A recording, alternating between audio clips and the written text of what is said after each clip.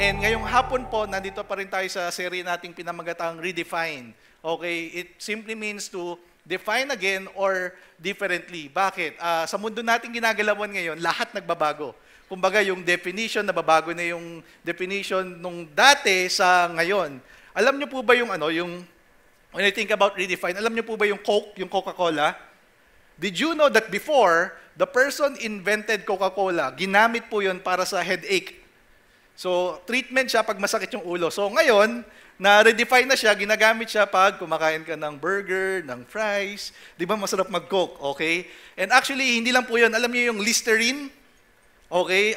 Before, ginagamit po siya pag may operation yung doctor, panglinis ng mga gamit nila. Pero ngayon, saan na ginagamit yung Listerine? Sa bad breath, okay? Sa mouthwash, okay? And when I think about that, it's crucial. Lahat nagbabago. And the reason why we're entitling our series Redefine, because sana, okay, yung faith natin, kahit nagbabago yung mundo, kung ano yung sinasabi ng salita ng Panginoon, sana hindi po natin mabago yung definition nito. At mabago yung interpretation kung ano yung sinasabi ng Bible. Bakit po? Pag mali ang naging interpretation ng Bible, ang mangyayari po, magiging mali rin ang application natin sa buhay. Kaya crucial po. Kaya ngayon, yung series natin, we're trying to define again, ano ba yung teaching ni Jesus, lalo na yung teaching niya sa Sermon on the Mount, ano ba yung pinaka-meaning nun? Ano ba yung sinasabi ni Jesus? And hopefully, it would empower us and it would grow our relationship with Him in such a way na alam natin na, ito pala yung kingdom ni God. Ganito pala pagdating sa, dapat yung pananaw ko bilang isang Kristiyano. Ngayon po, nasa 4th week na tayo and this is a 16-week series. Okay, exciting siya, sobrang mahaba, pero medyo magpo-focus tayo dun sa mga susunod na teaching na ni Jesus. Basically, it has something to do with our relationships, how we treat each other. Okay, hindi ito yung para sa mga single, we're gonna talk about dating. No, okay? Relationship, kasi doon, yung mga susunod na teaching niya, kung binabasa po natin, inaaral natin, let me encourage you, aralin natin yung Sermon on the Mount, Matthew 5, chapter 5 to 7, doon na sunod-sunod yung teaching niya about murder, about adultery, about lying. So, nandun po yun. So, ngayon, ang pag-uusapan natin is we're gonna talk about ito, yung murder or yung tinuro ni Jesus about anger. Okay? And I like this. Why? Kasi aminin po natin o hindi, kahit once lang, nagalit na po tayo. Sino yung ayaw umamin? Okay lang yan, di ba? Kahit once nagalit, lahat po tayo, di ba? Nagalit na tayo sa buhay natin. Why? Because it's a valid emotion. We are all emotional being. Masaya ka, malungkot ka, naiinis ka, nagagalit ka. So it's a reality sa bawat isa sa atin. So tingnan mo yung katabi mo, mukha bang galit yan? Kanina, pero ngayon hindi na, di ba? Kasi nasa church na, okay? But here's what I realize, pagdating dito sa anger, actually may dalawang extreme na tao. Pag ito yung pinag-uusapan natin, the first group of people, I think majority for the Filipinos are the people, pagdating sa anger, we suppress it. What do I mean by this? Yung meron tayong false harmony, yung nagtitimpi ng galit, yung iniipon lang, yung hindi, okay lang ako. I'm good, I'm okay. Alam mo yung asawa mo, di ba, parang for some reason hindi nagagalit sa iyo, di ba? 30 years na kayong mag-asawa, never siyang nagalit. Pero suddenly, nanonood lang kayo, tapos nung nilipat mo yung channel ng TV, biglang, pagod na ako, lalayasan ko na kayo. Di ba yung mga ganon? Yung napuno na siya. Di ba yung, or worse, yung sa mga anak natin, di ba yung anak mo, binuksan lang yung pinto, tapos galit na galit ka na yung, kanina ka pa, di ba kasi naipon na yung galit mo. And so dito medyo ganon ka, di ba? Okay lang yan. Ayaw, taas kamay. Ano pa yun? Sinusuppress pa rin talaga eh, okay? But on the other side of the boat, maybe hindi kayong false harmony. Medyo kayong, tawag dito, expressive ka. So pagdating sa galit mo, talagang ina-express mo yan. Yung nasagi ka lang kanina sa market, away, suntukan. Alam mo yun, lahat na lang, kumbaga, nandun yung galit mo, yung kanina sa traffic light. Kaka-green pa lang, bumusina ka kagad kasi nagmamadali ka, malilate ka na, okay? So medyo showy and many times, yung galit nito kaya ka-expressive kasi parang, alam mo yun, may pinaglalaban tayo. Parang yung dahil nasaktan ka, dahil hindi nasunod yung plano natin. Di ba? So kaya ine-express mo lang yung galit mo. But our goal this afternoon is, as we talk about this idea of anger, which is written in the Bible, I hope that we would not suppress it, okay? Because it's a valid emotion. I'm not saying na, dapat ba, pastor, hindi ako magalit? No, no, no, no, no. I'm not saying you suppress it, or I'm not saying all the more na i-express mo yung galit mo, paglabas mo dito, manuntok ka. Hindi. Okay? Ang goal natin ngayon is we'll be able to address it according to the Word of God. Why is that? Because since we are all emotional beings, did you know that there's such a thing as a kumbaga, tamang galit po. Why? Because anger is not always sin. Hindi porket nagagalit na, automatic kasalanan. Because pagdating po sa Bible, there's this thing called righteous indignation. Ibig sabihin, meron palang galit or meron palang anger na nakaka-honor daw sa Panginoon. So iba sa inyo na-excite, ay buti na lang, okay, medyo high blood pa man din ako, so paano ba yan para, alam mo yun, medyo okay kami kay Lord, okay? But did you know, pag inaral po natin yung Biblia, yung interpretation ng anger dito sa pag-aaralan dito sa Matthew, may iba po yun sa anger na sinulat ni Paul, okay, when he was, kumbaga, talking to the Galatians, nung sinulatan niya ng letter, anong sabi niya doon? Sabi niya, you foolish Galatians, who has bewitched you? Sabi niya, sino daw yung kumulam sa inyo? So galit si Paul. Ibig bang sabihin nun, nagkakasala si Paul? No.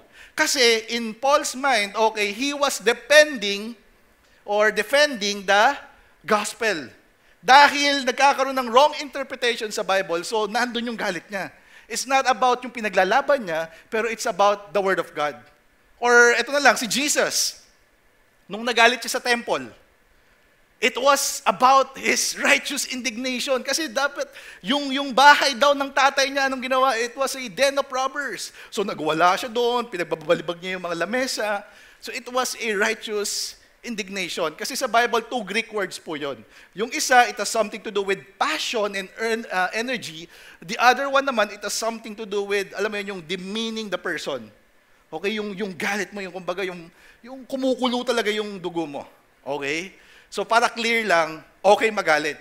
Pero ano ba yung sinasabi ni Jesus pagdating sa anger na hindi okay sa kanya? So yun yung binasa natin na text kanina sa Matthew 5:21 to 26. And quick background lang, okay? Just in case it's your first time here, we've been talking about this Sermon of the Mount, and ang unang kausap po ni Jesus dito, yung mga disciples niya. Though, may mga crowds, may mga Pharisees, at may mga teachers of the law na nakikinig kay Jesus. Okay? And before this, alam natin, di ba, from last week, we've discovered na si Jesus, he was the fulfillment of the law because he lived a life that is so perfect and sinless, so which means, kahit sobrang taas ng standard ng Panginoon, si Jesus lang ang nakapag-reach noon, kaya siya lang yung nakapag-perfect ng law. And with that, he offers a relationship with us. And this is important. Why is that?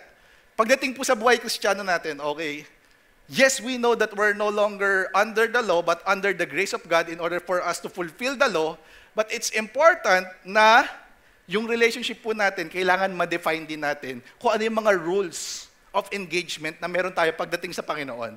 Bakit? Di ba sabi nila sa Parenting 101, rules without relationship is equals to rebellion.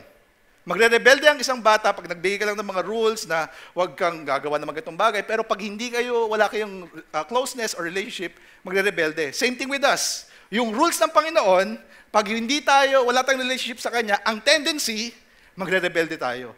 But now, in context of having a relationship with God, dahil may relationship na tayo sa Kanya, hindi pwedeng relationship lang, walang rules. Bakit?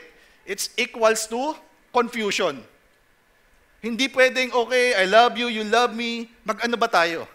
Mag-MU? Okay, mukha kayong unggoy kasi parang we're trying to test the waters. It can't be done, okay? Di ba pag sa magulang natin, di ba mahal mo yung anak mo, pero you're trying to set rules because you need to set your authority. So this is crucial. Now, dun sa verse 21, anong sabi niya? You have heard that it was said to the people long ago, you shall not murder, and anyone who murders will be subject to judgment. So imagine this. Si Jesus, nagre-refer siya sa Old Testament. This is the 6th commandment given to the Israelites. And kung nandun tayo, nakikinig tayo, and we're one of the Israelites, it's like this. Jesus is preaching to the choir. Why? Alam na nila to. They know the commandment that was given through Moses to the Israelites na, oo, hindi ko kailangan pumatay ng isang tao. So siguro yung mga disciples doon, ini-imagine ko lang, okay, Jesus, pasado kami dyan. You know, Jesus, we already fulfilled that. Hindi naman ako pumatay, mabait akong tao, hindi ako mamamatay tao. Siguro nagtinginan sila doon. Ikaw ba? Ano ba pinatay mo? Ako pinatay ko, ilaw. Ikaw, ako, lamok. Okay? Kasi pamilyar na sila dito. And when I think about that, sometimes, we can be like this. Just because we know something from the past, that doesn't mean we can continue living on doon sa principle na pinangahawakan natin. Why? Could it be along the way na miss out na natin yung principle because of the traditions? At yun po yung nangyari dito. That's why in verse 22, ito yung sabi ni Jesus, "But I tell you that anyone who is angry with a brother or a sister will be subject to judgment." Ito ngayon ang problema. Kung nandun ka, isa tayo sa mga disciples, ano kaya yung mararamdaman mo? Ang yabang mo pa nung una, okay, hindi ako mamamatay tao. Pero, nagalit ako. So, ibig sabihin, murderer na kagad ako. So, ibig sabihin, I'm a subject to judgment. Ibig sabihin, meron na akong kasalanan na nagawa. Why is that? Di ba yung mga disciples po ni Jesus, sila Peter, sila John, sila Matthew, actually parang, pag inaral niyo po yun, nasa isang community lang po sila. Nasa Galilee sila. So, nandun din yung Sermon of the Mount. Most likely, theologians would say na magkakakilala to. Okay? So, alam nila yung mga baho ng mga disciples. Tapos, sabay-sabay silang tinawag ni Jesus. So, nung sinasabi siguro ni Jesus, "But I tell you, anyone who is angry." Si Peter siguro, napatingin siya kay Matthew. Ito yung tax collector eh. Pag nakakahuli ako ng isda, ang lakas mangolekta ng tax sa akin eh. Nagalit siguro siya. So, in his mind siguro, teka lang, guilty ako dito ah. Parang ako to yung sinasabi ni Jesus na nagalit ako. Why is that? You know why? Because actually, what Jesus is trying to address here is not only the fruit, which is murder, but the root of it. Yung law na sinabi niyang do not murder at you will be subject to judgment, now He's trying to redefine it in such a way that people would understand. Actually, it's not about, just fulfilling the law na hindi ka pumapatay. At the end of the day, ang pumapatay ng isang tao dahil meron siyang pinanguhugutan. So from fruit to root. And did you know that yung prutas po na pag pumatay ang isang tao, ang pinanggagalingan nun, yung ugat nun, is yung galit. Kaya pumatay ng isang tao. It's like this. The first murder that was recorded in the Bible is, alam niyo po, yung si Cain at Abel. Did you know that the reason why Cain killed Abel? Because it was a premeditated murder caused by anger, jealousy, and pride. Hindi naman one day nagising si Cain at sabi niya, "Ay, si Abel ang gwapo nito, patayin ko kaya to?" Wala namang ganun eh. Every day he would compare himself to this guy, but siya, napipili siya si God, ako hindi. Nakakaingit naman siya, approve siya, parang lahat ng ginagawa niya, tama. Tapos ako, puro na lang sablay, puro na lang mali. So, yung bitterness niya, namuo sa heart na to the point na naging prutas na siya at kaya niya pinatay yung kapatid niya. And when I think about that, many times, tayo, hindi pa naman tayo pumapatay. Wala namang mamamatay tao dito. Pero yung galit sa puso natin, it's as if hindi lang murder. Sinisig mo na yung tao sa utak mo, yung tatadtadin mo talaga. Alam mo yung parang, pinugutan mo ng ulo, tinanggal mo yung kamay. Alam mo, sa sobrang galit mo, worse, yung mas close pang tao sa'yo. Asawa mo, anak mo, kapatid mo. Di ba? Now, this is crucial. Why? Because when Jesus was talking to the disciples, and now I believe is ministering to us, yes, hindi man tayo pumapatay ngayon. Pero kamusta kaya yung nasa puso natin? Kamusta kaya yung puso natin ngayon? Kung magkakaroon kaya tayo ng heart check ngayon, okay? Hindi yung para sa high blood or yung para sa blood pressure. Pero kung titingnan kaya yung intensyon at motivation ng puso natin, how is it? May galit ba? Okay, pwede ba tayong umamin dyan? You know why? Because Jesus is concerned with our intention, not just our action. It's okay na gusto ng Panginoon na gumagawa tayo na mabuti, nagiging blessing tayo, nagsuserve tayo, we treat each other okay. Alam mo yun, yung ang bait mo, hindi ka na, parang pag mukhang bait na ito. Pero, alam nyo po, yung mga panglabas na yon, okay, parang sa mata ng tao, parang ang sarap tingnan. Pero yung Panginoon po, ang tinitingnan niya yung puso natin. Kaya po siya concerned sa intensyon ng puso natin. If I may share lang a story. Meron man taga Mandaluyong dito? Okay, wala. Meron, okay. I remember, this was 7 years ago, mga 9 years ago, bagong Kristiyano po ako. So, on fire, I'm reading the Word of God, sinusunod ko yung mga utos ng Panginoon. So, coming from EDSA, going to northbound. Tapos kumanan ako papuntang crossing. Kasi kailangan kong bumalik sa southbound ng EDSA. So, nagdadrive po ako ng motor. So, nandun ako. So, I didn't know na bawal palang mag-U-turn doon. Papunta ako sa tunnel. So, kung napapunta ka na doon, so nag-U-turn ako doon. So, pag U-turn ko, alam mo yung astig yung pwesto ng mga traffic enforcer? Yung alam mong saktong-sakto, yung parang, pag yung U-turn ka, parang wala namang traffic enforcer. Pero pag nandun ka na, parang bigla ang paparahin. So, eto na. Nag-U-turn ako, tapos sabi sa akin, Sir, alam niyo po bang bawal mag-U-turn? Ay, sorry, kasi hindi ko alam.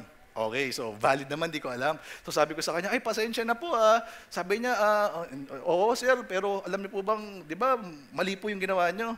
So sabi ko, oo, okay. So nung sinabi niyang mali yung ginawa niyo, ako naman parang nag-guilty ako, parang, oo nga, no, Christian pala ako. Teka lang, kailangan sumunod ako sa batas. So what I did, hindi pa po ako pastor neto, okay? So, nilabas ko yung lisensya ko, sige sir, hulihin niya po ako, tikitan niya po ako kasi masama po yung ginawa ko. So, ngayon itong si mamang enforcer, tumingin siya sa akin ganyan, parang, anong trip nito? Diba kasi tanghaling tapat, minsan, diba parang pag nagugutom sila, baka nanguhuli lang, okay? But of course, may mga mababait pa rin ng mga enforcer. So parang sabi niya, nagpapahuli bigla, parang hindi man lang kinakausap na, so pwede bang pag-usapan natin yan? Ganyan, hindi, sige po, tikitan niyo po ako, saan po ba yung matutubos to? Biglang sabi niya sa akin, you know what, hindi, ganito na lang. Huwag mo na lang gagawin ulit sa susunod. Talaga po, sige, salamat po. So, umalis na ako. Now, here's what happened. Fast forward, kinasal ako, may asawa ako, pastor na ako. Same scenario. Nagdadrive ulit ako. Pero ang sitwasyon, gabi. Okay, walang sasakyan. Okay, umuulan.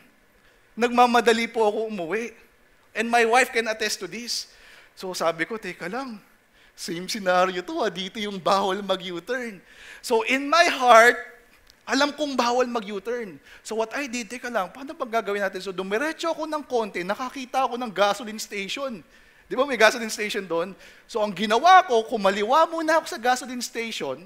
Pagkaliwa ko, so iniisip ko, hindi naman to U-turn, di ba? Okay, so confession lang po, mapapatawad niyo pa naman ako, di ba? So pagkakaliwa ko doon, yung mga gasoline station, gasoline boy nakatingin, magpapagas po ba kayo? So in my mind, hindi, naghahanap ako ng saging. Hello, gasoline station, may saging pa doon. So, ano ka lang muna saglit, siguro mga 30 seconds. So, paglabas ko na sa gasoline station, so bumalik na ako, papunta na ako ng tunnel. So, wala naman ng traffic enforcer kasi umuulan. Mukha namang tama yung ginawa ko, di ba? I didn't violate the law. Mukha naman, di ba? Hindi naman ako nag-U-turn, kumaliwa naman ako sa gasoline station. But it dawned on me that deep inside my heart, I just know that it was wrong. Because the law says, bawal ka mag-U-turn. So ang ginawa ko, I go around the law so that convenient para sa akin. Nag-repent naman ako kay Lord. Pinatawad niya na ako. And many times, ganun po tayo. Alam naman ng puso natin na mali yung gagawin natin. Pero ang ginagawa natin, gagawa natin ng paraan para magmukhang tama sa mata ng tao. Alam mo yun, minsan sa opisina natin, di ba yung parang meron tayong food allowance, may gas allowance. Pag hindi mo nagamit yung gas allowance mo, anong gagawin mo? Ay, teka lang, ikarga mo sa kotse mo, okay lang yan. Di ba? Or yung food allowance, hindi mo nagamit, pinatawag mo lahat ng kamag-anak mo. Ililibre ko kayo kasi I'm generous. So lahat ng nire-reimburse natin. Or yung tax natin, hindi naman lahat nagbabayad ng tax. Siguro okay na to. Tapos itong deal natin yun, wag natin lagyan ng resibo para mas mura yung presyo. Agreement na lang natin yun. Hello? Jesus is concerned with our intention, not just our action. So again, ano po ba yung mga nasa puso natin? Bakit? Kasi, nag-ano po yan, nagpapatong-patong yan, nagbi-build up siya. So, in-address ni Jesus yung anger. Now, sabi niya dito, so again, anyone who says to a brother or sister, Raka, is answerable to the court. What does that mean? Yung Raka, it's a word, okay, kung i-ano po natin yan, define natin yan, ibig sabihin yan, pag sinabi mo daw sa isang tao na Raka, ibig sabihin, you're good for nothing. Sinabihan mo daw yung tao na walang kwenta, or empty-headed, useless, B-O-B-O. And I thank God kasi wala namang ganun sa atin. Never pa nating sinabi sa isang tao na wala kang kwenta, wala kang halaga, ikaw ang hina talaga ng utak mo. Never pa natin ginawa yun, di ba? Did you know, nung time po nila Jesus, honor is a big deal. Yung reputation nila, okay, wala na silang pwedeng matrade na gamit, ang ititrade lang nila yung honor nila, yung pangalan nila. So, every time, ina-address ni Jesus na pag yung isang tao daw, sinabihan mo ng Raka in public, it's as if you killed that person. So, ganito na lang gawin natin. Could it be, the reason why there's anger in our hearts, bitterness, and we end up saying these things, is because growing up, there are people in our life, instead of loving us, they end up saying these things against us. Naalala niyo yun, nung bata tayo? Yung natapon lang yung kanin mo habang kumakain ka, tapos sinabihan ka ng magulang mo, ikaw talaga, wala kang kwentang anak. Diba? Tapos nung nag-aaral ka, tapos sabi mo sa tatay mo, tay, ang hirap ng mathematics eh. Ikaw talaga anak, ang hina-hina mo sa math. Ba't di ka gumaya dun sa classmate mo? Diba? Tapos anong sabi mo sa tatay mo? Tay, yung tatay nun matalino sa math. Diba? But seriously, many of us here, I can feel like we're verbally abused growing up. That's why, as much as we don't want to do it to our own kids, to our spouse, we end up saying these things because it happened to us. Kaya nga namatay yung mga pangarap natin eh. Kaya parang feeling mo, hopeless ka na parang feeling mo, B-O-B-O ka talaga, feeling natin, mahina talaga tayo. Kasi anong sinabi sa atin? Ikaw, you're so weak, you'll never amount to anything. Ay hindi, sige, ganito na lang ako. Pinanganak na akong ganito, mamamatay na akong ganito. Hello? That's why this is crucial. Why? Because our identity is tied up to our destiny. So kung pangahawakan natin yung mga negative words that was spoken to us in the past, that's just the present situation na meron tayo ngayon. Kasi nandun ngayon yung identity natin sa mga negative words na sinabi sa atin. Sabi pa nga natin sa magulang natin, hindi kita gagayahin. Yung iniwan mo kami ng nanay ko at sumama ka sa ibang babae. Pero isipin mo to, di ba ikaw din natitempt ka na para gusto mong gawin yon? Hello? Hindi lang yon. Sabi niya, and anyone who says, you fool, will be in danger of the fire of hell. So kanina, judgment lang, ngayon, hell na kagad. Kanina, Raka, ngayon, pag sinabi mong fool, anong ibig sabihin yan? Diyan po yung word na moros. Kung saan nanggaling yung word na moron.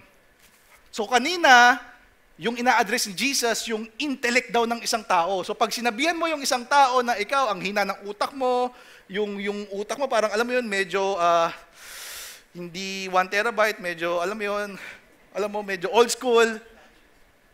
'Di ba? Pero ngayon, ang ina-address ni Jesus pag sinabi mo daw na moro ng isang tao, it has something to do with the character of the person. It's a demeaning word. Anong mangyayari daw? You're in danger. Fire of hell. So, ibig sabihin, sobra pong strict yung sinasabi ng Bible. Na dahil sa galit daw na meron tayo, it could lead us to hell. And it's clear in the Bible na meron talagang hell. Si Jesus po yung nagsabi niyan. At yun po yung nakasulat sa Bible. Kahit i-check niyo po yung Bible. Nakakatakot to, no?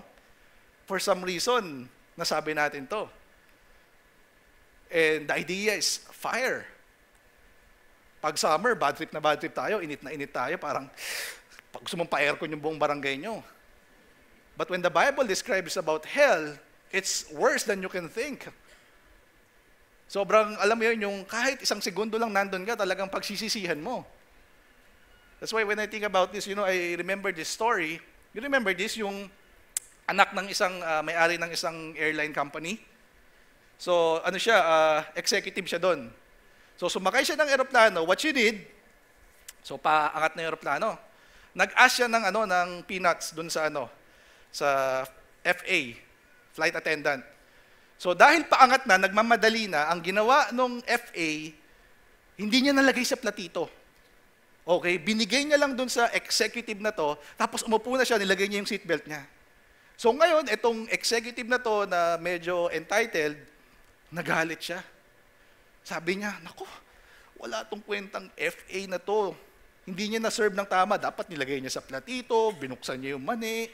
So ang ginawa niya, dahil ayaw niyang makasama tong FA na to dun sa flight na pupuntahan niya, pinabalik niya yung eroplano. Ang tigas, di ba? So imagine yung inconvenient na nangyari sa mga nakasakay doon. And what happened was this. Yung tatay niya, hindi tolerate yung ginawa niya.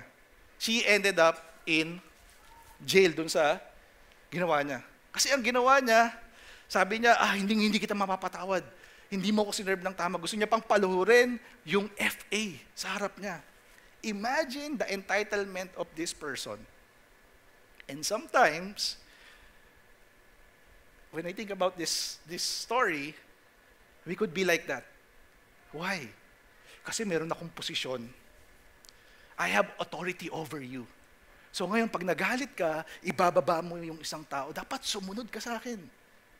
Ba't ganyan ka umasta? Hello? That's why, when we think about the word anger, it's just one letter away from danger. And there's danger in anger. Ano ba yung mga danger sa anger? Science says, merong research. 7 ways anger is ruining your health. Okay? Ano daw yun? Merong heart attack, merong stroke, yung immune system mo, nawi-weaken niya, anxiety. So, most of people na depressed daw dahil sa galit. And I want to highlight itong pang-7. Sabi niya, anger can shorten your life. Tandaan mo yung katabi mo ngayon. Tingnan mo lang. Mabilis lang. Yan, okay. Okay, ang bilis, di ba? Pag yan, di na nakabalik dito, baka sobrang galit niya. Hindi, joke lang, okay? Science na yung nagsasabi dito. And they are validating the Word of God na pag may galit ka and yung galit mo daw is something that is not of righteous indignation, it's destroying us. Not only us, but the relationship we have around us. That's why, again, let me tell you this. Jesus is concerned with our intention, not just our action. If we can be honest enough, puno ba ng galit yung puso natin? Bakit ka bumabangon ngayon? Bumabangon ka ba para durugin sila? Anong pinapatunayan natin ngayon? Galit ka sa tatay mo, sa nanay mo, sa asawa mo? Could it be the reason why you are successful today because it is out of anger? Yung mga napapanood natin sa pelikula. Di ba sa telenovela, yung tinapaktapakan, yung pinahirapan, tapos ngayon, nag-aral mabuti, nagmagsipag, alam mo, gagalingan ko to. At darating yung time, yayaman ako at luluhod ang mga tala. Hello? Again, what inside of our hearts? You know, my prayer is this. With all the bitterness that we have, all painful memories na pinagdaanan natin, I pray that God would minister to us this afternoon, that we would learn to forgive and to let go and understand righteous indignation. I'm not saying wag tayong magalit, pero every time na magagalit tayo, sana magalit tayo pag merong, alam mo yun, yung kine-question yung existence ni God, yung atheist na parang they would say that yung word daw ni God hindi totoo. They would curse God. Or whenever there's injustice, sana doon tayo nagagalit. Hindi yung natapakan lang yung pride natin, galit na tayo. Now let's continue. Ito sabi niya, therefore, if you are offering your gift at the altar and there, remember that your brother or sister has something against you. I like this. So, dinili Jesus yung anger, nag-progress na naman. So, from anger, sa mga nasasabi natin, mga nagagawa natin, sa context daw ng pag-worship. Okay, so ngayon, nasa church tayo. Sabi niya, pag meron daw may katampuhan ka, kagalit, nagalit, hindi pagkakaunawaan, okay, pag meron ka daw brother or sister, kung mapapansin nyo, simula sa verse 21, laging sinasabi brother or sister. Hindi niya sinabing pag naging kagalit mo, yung hindi mo kakilala, sinasabi ni Jesus, yung magiging kagalit mo, magkakaroon ka ng anger sa puso mo, it's automatic, it's your brother or your sister, or what he's saying is this person is something close to you. Minsan nakakalungkot isipin, di ba, parang mas madali tayo magalit sa asawa natin, sa anak natin, sa kapatid natin, sa in-laws natin, sa mga taong close natin, kaysa sa katrabaho natin, sa anak ng katrabaho mo, sa asawa ng katrabaho mo. Di ba? Yung anak ng katrabaho mo, ay sige, babantayan kita, aalagaan kita, ay, ang cute-cute mo, pwede ka ba mag-overnight sa amin? Yung anak mo na, ubayos ka! Di ba? Yung natapon lang yung pagkain, or ano ba yan, tumigil ka! Isa pa. Pero una, susuppress pa natin. Kaya ang galing natin sa math, bigla bibilangan mo yung anak mo, 1, 2, 2 kalahati, 2 point something, di ba? Hanggang 2.99, di ba? Hello? You know why? Mas madali tayo magalit sa mga taong ka-close natin. When I think about that, it's like this. Pag hindi tayo close, paano kita masasaktan? Ang layo. Pero pag close kayo, lalo na asawa mo, katabi mo matulog, automatic, yung mga baho mo sa buhay, mga baho niya sa buhay, dahil sobrang close kayo, it's easy to offend each other. Araw-araw mo ba naman kasama? Diba? Pag matutulog ka na pagod ka, hindi ka matulog kasi lakas niyang humilik. So, ma-offend ka talaga. Minsan, di ba, gusto mong lagyan ng unan sa bibig niya? Hello? Pero ito yung sabi ng Panginoon, leave your gift there in front of the altar. First, go and be reconciled to them. Then come and offer your gift. Sa mga disciples nung time na yon, this is ridiculous. Nasa Galilee sila. Yung lugar kung saan sila nag-worship, nag-offer ng mga offering nila para mapag-worship sila, nasa Jerusalem. Alam niyo po kung gaano kalayo yon? It's 80 miles. So in kilometers, I think around 180 to 200 kilometers. So para almost Baguio na, or La Union, ganon. During their time, wala po silang kotse. Maglalakad sila. So, theologians would say, 1 linggo sila naglalakad, pwedeng dala na nila yung alay nila. Ngayon, ang sinasabi ni Jesus, pag meron ka daw may isang issue or may katampuhan, nandun ka na, mag-worship ka na. Iwan mo daw muna yun, tapos bumalik ka 1 linggo ulit, hanapin mo yung may issue sa'yo. This is ridiculous. Imagine mo yun dito, mamaya kanina, papunta ka dito, di ba, galing ka pa ng Monumento or ng Alabang, nasa C5 ka na. Tapos ang haba pa ng pila sa parking. Nakita mo, merong isang space, ang ganda, malapit sa elevator, tapos naalala mo, teka lang, may kaaway pala ako. Yung helper ko, nasigawan ko, or yung, I don't know, ano naging issue. Ang sinasabi ng Panginoon, balikan mo daw yun. So imagine mo, nandito ka na, di ba? Excited ka na mag-praise and worship. Babalik ka daw. Itong parking space, di ba? Parang ang hirap mag-park dito, tapos iiwan ko to. You know why? Because Jesus is concerned with the relationship we have, not just our way of worship. Hinayaan ng Panginoon na ma-interrupt ang pag-worship sa Kanya para lang maging okay yung mga relationship na meron tayo. Why? Because true worship or genuine worship would always result to harmonious relationship. Kung yung puso daw natin, ang desire natin is to honor God, just to worship Him in spirit and truth, then kung may mga issues tayo sa mga kaibigan natin, kamag-anak natin, asawa natin, ang heart po natin, ang puso natin, we would always want to reconcile. That's why Christianity is best practice with the people we relate with. Especially yung close ones, especially sa bahay. Pero what's interesting, ang dali maging Kristiyano dito sa church. Di ba? Kanina bad trip ka, malilate ka na. Pero pagpasok mo dito sa pinto na to, pagbukas, pagtapak mo, kung yan yung linya, pagtapak mo, biglang bumait ka. Yung parang, hi, kamusta, how are you? Happy Sunday, God bless you. For some reason, meron something sa pinto na to. Pag pumasok, bumabait yung mga tao. Nawawala yung mga sungay. Di ba? Minsan nga naisip ko, iuwi ko tong pinto na to eh. Di ba? Para pag pumasok ako, biglang ganun, okay? Or yung asawa ko, or lalagay ko sa bahay natin. Tag-iisa tayo. Para pag umuwi tayo, bumabait tayo. Seriously. Ang dali maging Kristiyano dito. Kasi parang harmonious dito. Kasi nandito yung presensya ng Panginoon. Pero ito yung sinabi ng Bible, and we're about to end. Sabi niya, in verse 25, settle matters quickly with your adversary. Ano ibig sabihin yan? There's urgency pagdating sa reconciliation. There's no such thing as time will heal. Hindi po totoo yun. Ay, hindi, basta darating yung time, mapapatawad ko na rin siya. Kaya nga nagiging, imbis na maging hysterical, nagiging historical pag nag-aaway, yung ginawa mo sa akin nung nakaraang dekada, nandun pa rin. Nasuppress pa rin. Every time mag-aaway kayo, lumalabas at lumalabas yan. Hello, bata ka pa nun. That's why whenever we would face something or an issue, God is calling us to reconcile.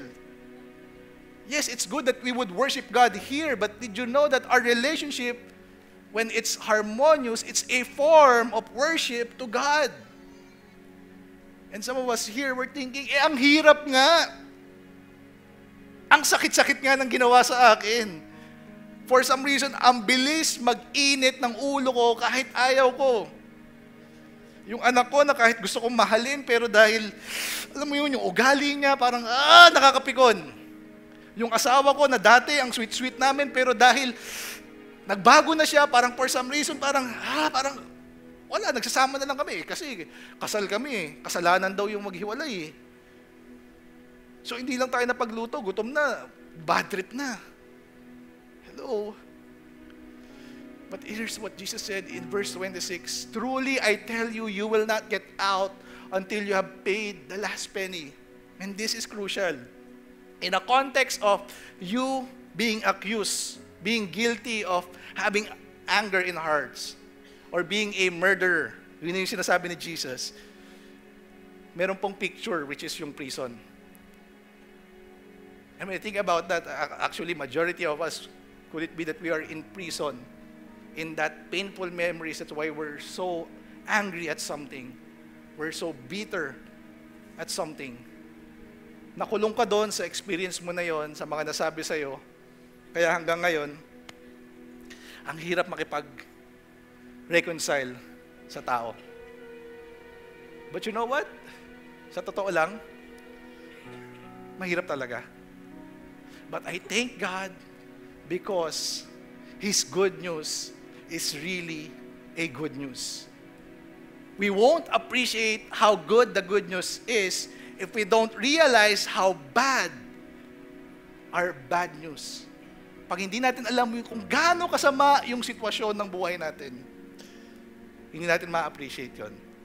That's why in Ephesians, sabi dito ni Paul, let all bitterness and wrath and anger and clamor and slander be put away from you along with all malice. Be kind to one another, tender-hearted, forgiving one another as God in Christ forgave you. What does that mean?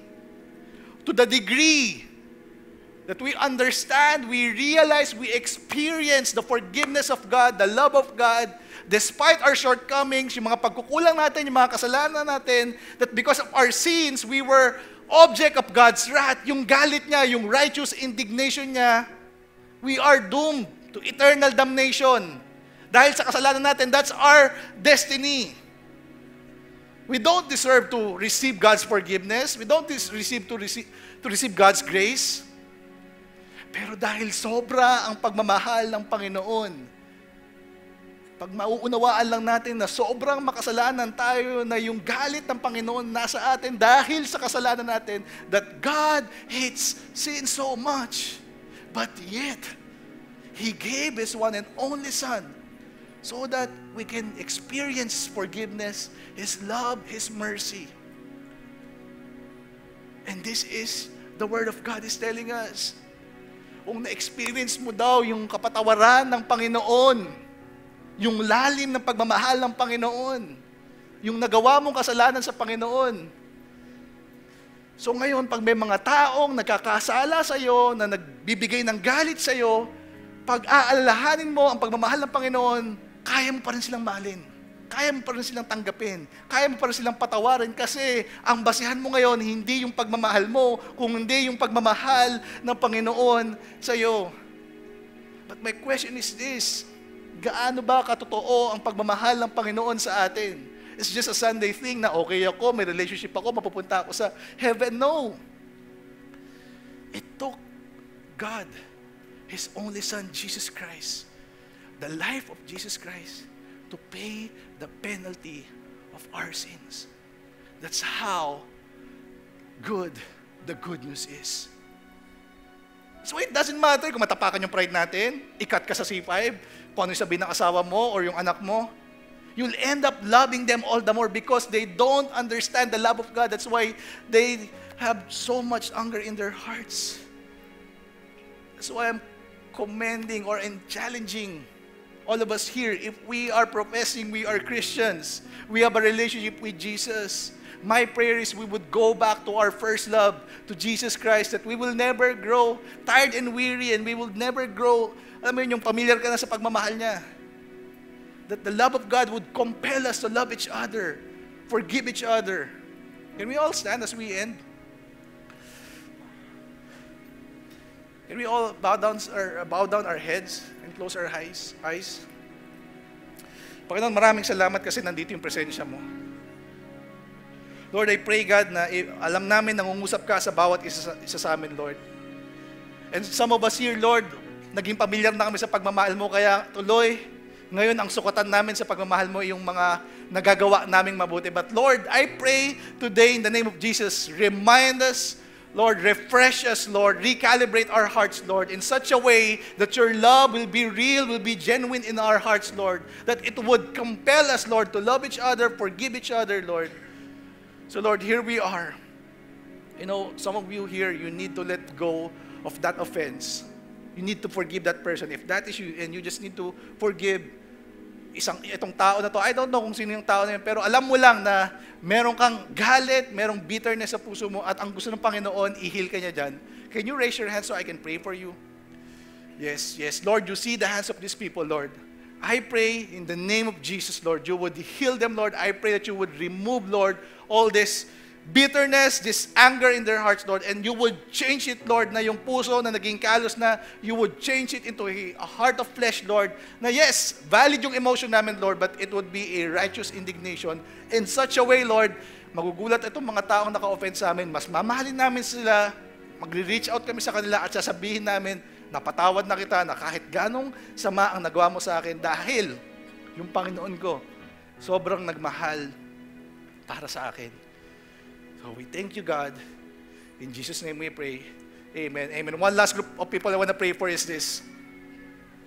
This is not a reality for you unless you accept Jesus Christ as your personal Lord and Savior. So kung wala ka pang relationship sa Panginoon, this is just a mere religion to you. You know what? I'm telling you this is not a religion. What we're doing here is we're relating to a God who loved us so much, who sent His Son, Jesus Christ, so that we can be reconciled back to the Father. That's why if that is you, you never made this decision, you want to have a relationship with Jesus, you want to experience that love that is overflowing, unending, unchanging. With all heads bowed and eyes closed, can you raise your hands so I can pray for you? Keep it raised. Yes, God bless you. Yes, yes, yes, I see you there. God bless you. Yes, I see you there. God bless you. Meron pa ba? Yes, God bless you. Yes, God bless you there. Yes, yes, yes. God bless you. God bless you. God bless you. Yes. Praise God. Praise God. You know what? Here's what we're going to do. Kung nagtataas ka ng kamay, can I just challenge you? Can you bring your bags with you? Can you come here in front of the stage so I can see you face to face? And this is an important decision. To accept Jesus Christ as your personal Lord and Savior, this is the best decision. And if you're standing beside this person, can you usher them here in front? And can we give them a hand?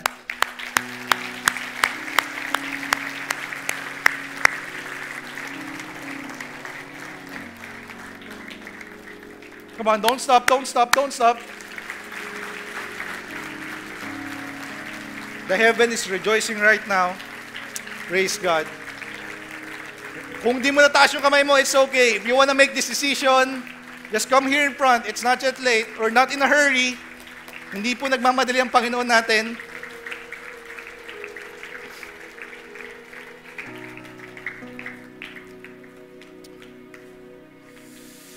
Meron pa po ba?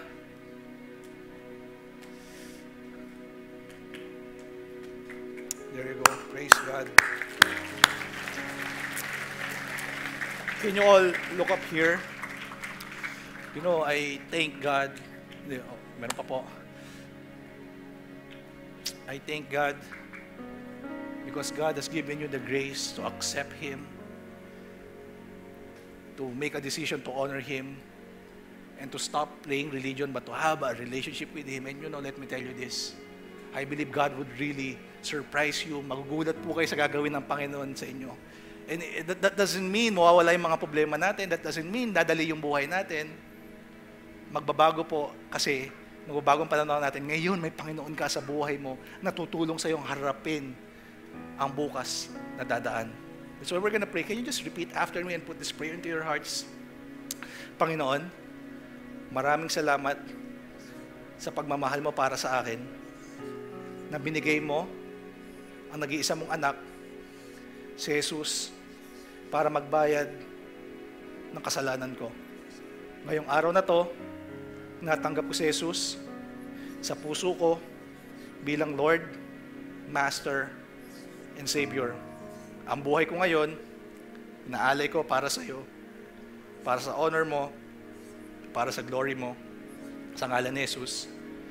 Amen. Let me pray for you, Lord. Thank you, God, for this group of people who surrender their lives to you. I thank you, God, in the name of Jesus, you would seal the salvation that they have experienced today, Lord. And I thank you, God, because every day, every morning, they would experience indeed that your mercies, they are all new, Lord. So I pray and decree, Lord, surprise them, bless them, Lord, with your miracles, with your signs and wonders, God.